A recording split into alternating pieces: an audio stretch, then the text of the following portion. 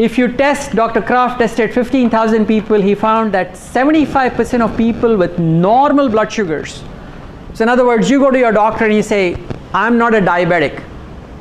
He says, you're not a diabetic, you're fine, you don't need to worry.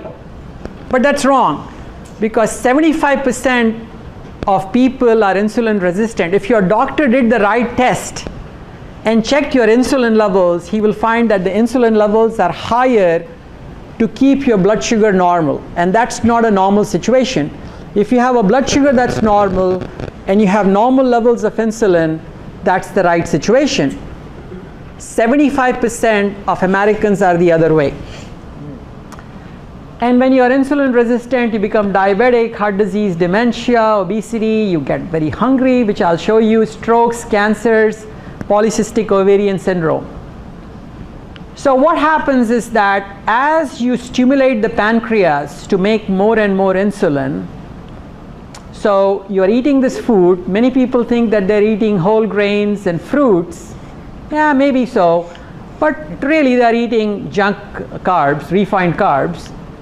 Both, if done in excess, can increase your insulin, and when your insulin goes high, your leptin levels which are high, your brain cannot see the leptin. In other words, leptin is a hormone that is elaborated by the fat cells to tell the brain stop eating, but you can't do that because high insulin levels cause leptin resistance, leading to all of this. The health of your fat cells determines how healthy you are. By far, this is one of the most important things. So fat cells are healthy when they are empty. In other words, if fat cells have room to accommodate the fat that you're eating, they are healthy.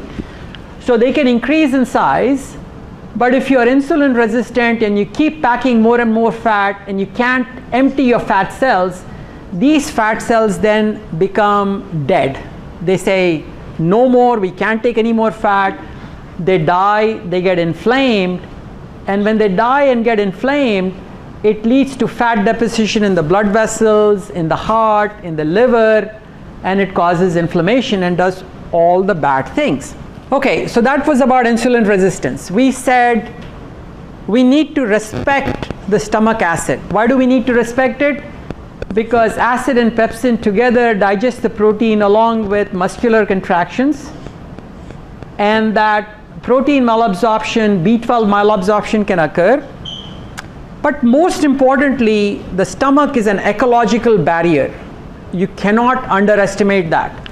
Because when you take in food, if you have no acid in here, bacteria will grow, bacteria will go up and go into the lungs, cause pneumonia, or the bacteria will increase in small intestines, which leads to what is called SIBO, or small intestinal bacterial overgrowth, that can be damaging to you. It's been very nicely shown in this paper, in this book called Why Stomach Acid is Good for You, that as you get older, your stomach acid goes down. Another important thing that I'm telling you as to why cooking is very important, why eating raw vegetables may not be as good for you.